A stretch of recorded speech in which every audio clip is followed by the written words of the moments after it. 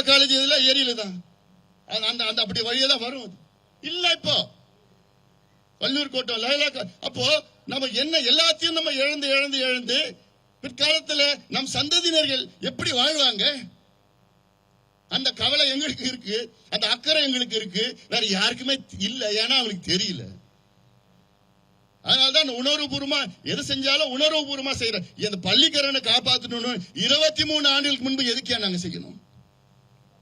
அப்பவே எங்களுக்கு தெரிஞ்சு போச்சு இல்ல இவ்வளவு பிரச்சனை இருக்கு, அது எப்படி இருக்கத்தை காப்பாற்றணும்னு சொல்லிட்டு ஒவ்வொன்றும் தான் இதான செஞ்சுட்டு இருக்கிறோம். கேரளா கர்நாடகாவில் மேகதாது அணை காவிரி குறுக்க தடுத்து மேகதாது அணை கட்டினாங்கன்னா பாதிப்பு எவ்வளோ? இதெல்லாம் நம்ம தொடர்ந்து சொல்லிட்டு வரோம். இது கடமையா பாக்குறோம். இது விளம்பரத்துக்கோ அது அரசியலுக்காகலாம் இல்ல ஓட்டுக்காக நிச்சயமா கிடையாது, நிச்சயமா கிடையாது.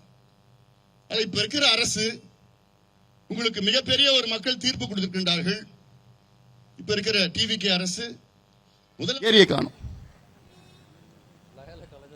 லைலா காலேஜ் இதுல ஏரியில தான் அந்த அப்படி வழியே தான் வரும். இல்ல இப்போ வள்ளுவர் கோட்டம் லைலா. அப்போ நம்ம என்ன எல்லாத்தையும் நம்ம இழந்து இழந்து இழந்து பிற்காலத்தில் நம் சந்ததியினர்கள் எப்படி வாழ்வாங்க? அந்த கவலை எங்களுக்கு இருக்கு, அந்த அக்கறை எங்களுக்கு இருக்கு, வேற யாருக்குமே இல்ல. ஏன்னா அவங்களுக்கு தெரியல. அதனால்தான் உணர்வுபூர்வமா எது செஞ்சாலும் உணர்வுபூர்வமா செய்யறோம். இந்த பள்ளிக்கரணை காப்பாற்றணும் 23 ஆண்டுகளுக்கு முன்பு எதுக்கே நாங்க செய்யணும்? அப்பவே எங்களுக்கு தெரிஞ்சு போச்சு இல்ல இவ்வளவு பிரச்சனை இருக்கு, அது எப்படி இருக்கத்தை காப்பாற்றணும்னு சொல்லிட்டு ஒவ்வொன்றும் தான் இதான செஞ்சுட்டு இருக்கிறோம். கேரளா கர்நாடகாவில் மேகதாது அணை காவிரி குறுக்க தடுத்து மேகதாது அணை கட்டினாங்கன்னா பாதிப்பு எவ்வளோ? இதெல்லாம் நம்ம தொடர்ந்து சொல்லிட்டு வரோம். இது கடமையா பாக்குறோம். இது விளம்பரத்துக்கோ அது அரசியலுக்காகலாம் இல்ல ஓட்டுக்காக நிச்சயமா கிடையாது, நிச்சயமா கிடையாது. இப்ப இருக்கிற அரசு உங்களுக்கு மிகப்பெரிய ஒரு மக்கள் தீர்ப்பு கொடுத்திருக்கின்றார்கள். இப்ப இருக்கிற டிவிகே அரசு முதலமைச்சர் அவர்கள் இதில் நேரடியாக தலையிட வேண்டும். தலையிட்டு இந்த பள்ளிக்கரணை சதுப்பு நிலத்தை பாதுகாக்க வேண்டும். அதுல கேட்கறது என்ன, பாதுகாக்கிறது ஒன்னே ஒண்ணுதான் கேட்கிறோம்.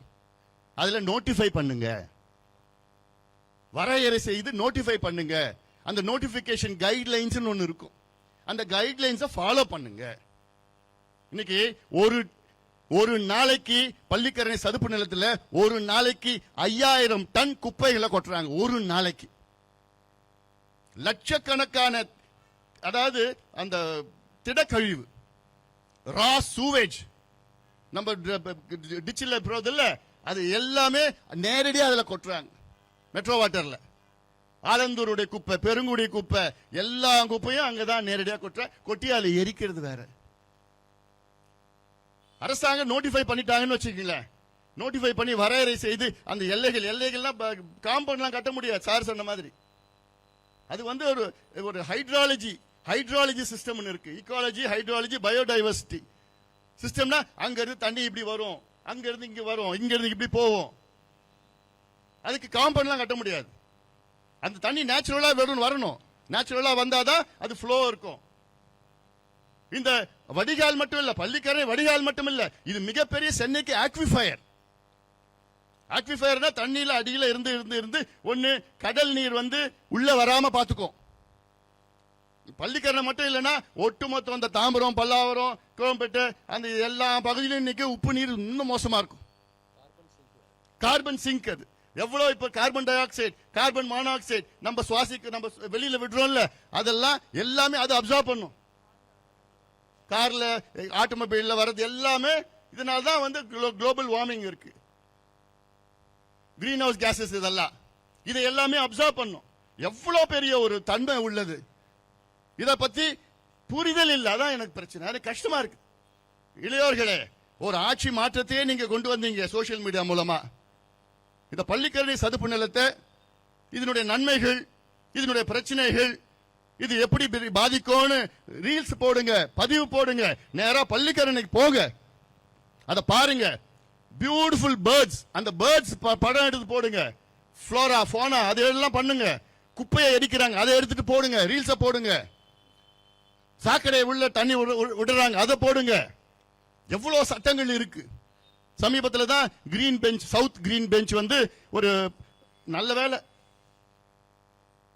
ஒரு ஜட்ஜ்மெண்ட் ஒன்று என்னன்னா, கவர்மெண்ட் கிட்ட கேட்டாங்க, என்ன பண்றீங்கன்னு கேட்டாங்க.